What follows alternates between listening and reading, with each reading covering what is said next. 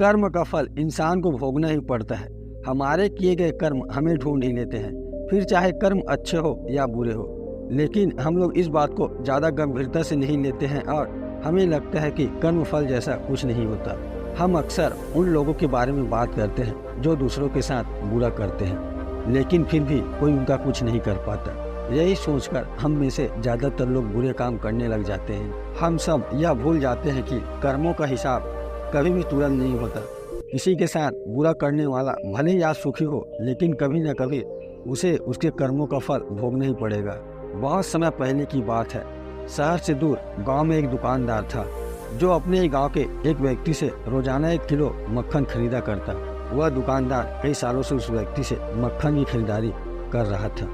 एक दिन इस दुकानदार ने सोचा कि मैं रोज इस व्यक्ति से मक्खन खरीदता हूँ, लेकिन बहुत समय से मैंने इसके मक्खन का वजन तोलकर नहीं देखा।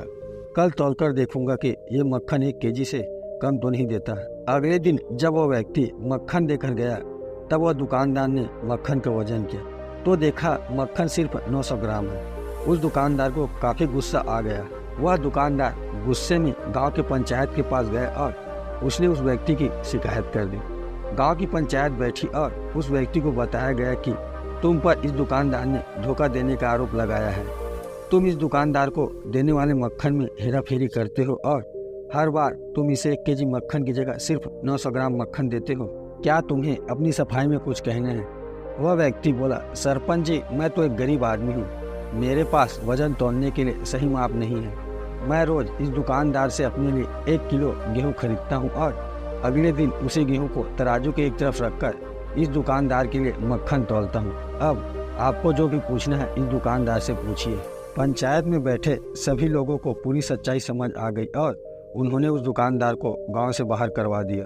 तो दोस्तों, यह छोटी सी कहानी हमें यह बात सिखाती है कि जैसा कर्म हम करेंगे उसका फल भी हमें वैसा ही मिलेगा।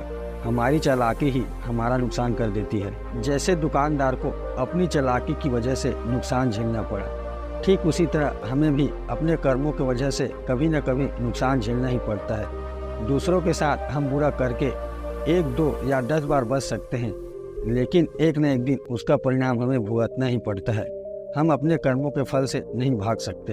हम जो भी दूसरों को देते हैं या दूसरों के साथ जैसा व्यवहार करते हैं, वह कभी न कभी लौटकर हमारे पास ही आता है। किसी के साथ अच्छा करोगे तो आपके साथ भी अच्छा ही होगा।